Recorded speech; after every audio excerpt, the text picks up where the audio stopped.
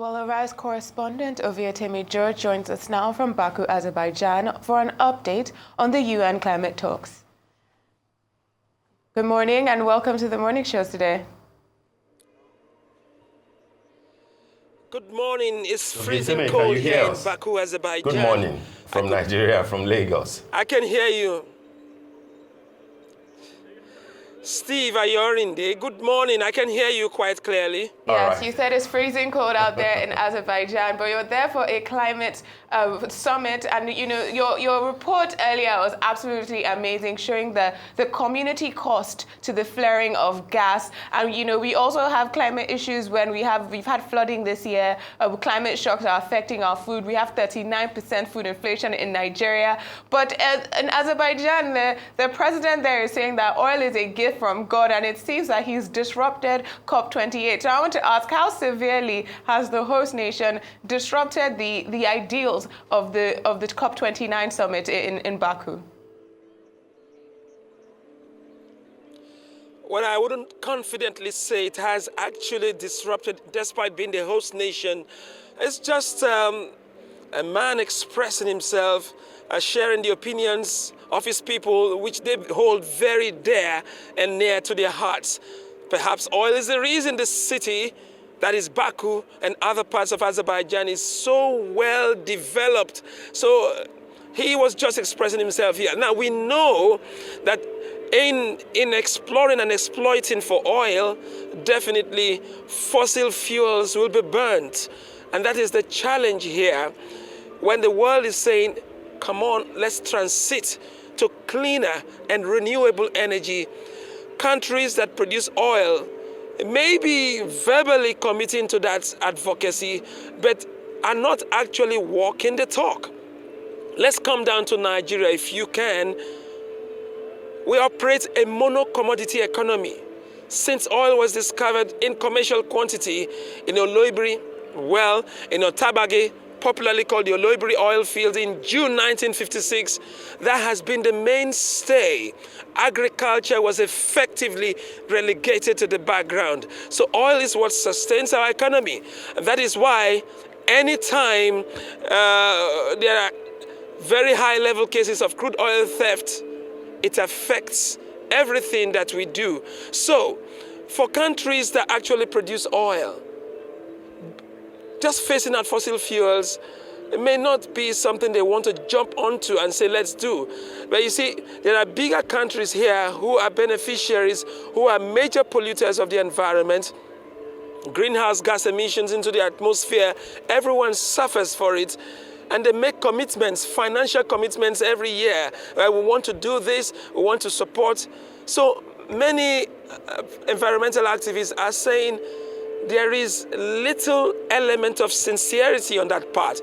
Now, was it Wednesday last week, President-elect Donald Trump was saying something that he thinks it's a scam, that is a Green Deal is a scam. That presupposes that whatever the American delegation says here may not hold water when DJ Trump returns to the White House in his second missionary journey. He may have to scrap that. So you see, the concern here is the bigger countries should help the smaller countries, vulnerable countries, to go through it. So how well can that be done? Now, you saw my report and you're talking, it was a bit fantastic. Well, for me, it was a call for global attention. You heard the king there, Bubaraye Dakolo, calling for the world to intervene. Why would he say so? Because the regulatory agencies in Nigeria are not actually living up to expectations. Nigeria itself, as the federal government, what is Nigeria doing?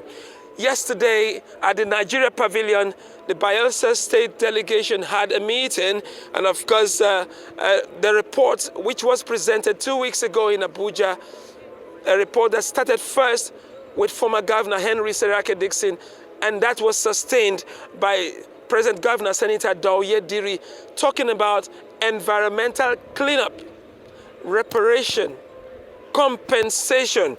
And this is it. What was presented to the Minister of Environment yesterday is titled An Environmental Genocide, counting the human and environmental cost of oil in Bayelsa Nigeria. So you see, the talk has been on and on. Fossil fuels should be phased out, stopped completely. There are some protests actually holding in Baku, Azerbaijan. That is the venue here. Different countries coming to talk about fossil fuels should be stopped.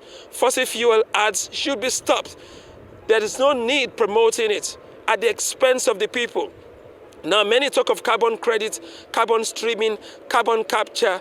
Yeah, it's a good thing for vulnerable communities and countries to benefit, but the people must be alive, first of all, to have access to those credits. So, gradually phasing out fossil fuel is not something that should be slow.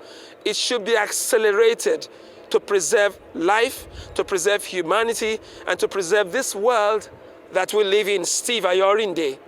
All right, Ovieteme, thanks. That's a good one. But then tell us more about the Nigerian delegation and the Nigerian pavilion. Neither the president nor the vice president is in Baku. We know what happened when Glasgow hosted, COP26 or COP27. We saw what happened last year in Dubai when Nigeria had a very huge delegation. I'm aware that many people are also looking forward to COP30, which will hold in Brazil. Two things, Ovieteme. What is the quality of attendance for Nigeria like in terms of the top echelon of the Nigerian government, and what are they saying to the issues on the ground? And then secondly, what is Baku like? Is it the type of a city that people are reluctant to want to visit, unlike Glasgow, unlike Rio or Dubai or London? What is Baku like during the day, at night, the things that you have witnessed? Steve Ayorinde, you want to come down to Baku? If you come here, you want to, you may have planned to stay for a week or two, but you might end up spending at least a month or a year here. It's a beautiful city. But first, before I lose track, let me go back to the question you asked about Nigerian delegation. Let's deal with that before we come to the lighter note. Let's deal first with the weightier matters. Well, the Nigerian delegation here, I really can't go around to ascertain the number because there are different pavilions, there are different programs ongoing here, so you really can't see. But I've seen a few persons, I can say these are Nigerians who have come here to do business technically, because this is more like a financing COP, a marked departure from the previous COPs, including 28 in Dubai. Okay. The Minister of State, Petroleum Resources, Gas, Ekperikpe, I saw him earlier. I think he has had a program or elsewhere doing another program. So, okay, that's the Minister of Environment was in the Nigeria Pavilion. He was also a guest when the Bayelsa contingent discussed a lot of issues concerning the pollution affecting the people. The project coordinator of High Prep, Professor Nene Barini Zabi, is also here. But for that, okay, Senator Henry Seriake Dixon, former governor of Bayelsa State, he was quite active. He's been attending a lot of functions by reason of his position, or rather portfolio, if you like, in the Senate. So a lot of persons, the president of the Ijaw Youth Council, Jonathan Lukobri. So, but look at the difference. Last year, we had President Bola Ahmed Tinubu in attendance, and we saw Nigerians in their droves. Some actually came here not to do anything, perhaps just to gallivant. But this year, the big man is not coming. They have all disappeared into thin air. Is it that it was eye service, or because there is a ban, more like limited number of trips and travels to other countries as instituted by the presidency? So Nigerians are not really that many here, except those who are in non-governmental organizations pushing the advocacy, like the Health of Minaret Foundation, its executive director, Nimo Basi. They also had an action program here protesting. So Nigerians, the few that are here, are actually focused on what they have come to do, unlike last year when they came to gallivant. Well, I hope you didn't hear that. Let's come back to Baku. By day and by night, this is one city you would love to be in. It's freezing cold here. Before coming, I checked. I Googled and I found out that Baku could be very cold from November 25. Somehow, whoever made that prediction deceived me. I came quite early thinking I would leave by tomorrow. Now the cold is freezing and biting here. So Baku is a beautiful city. All lit, all green, eco. I say eco again.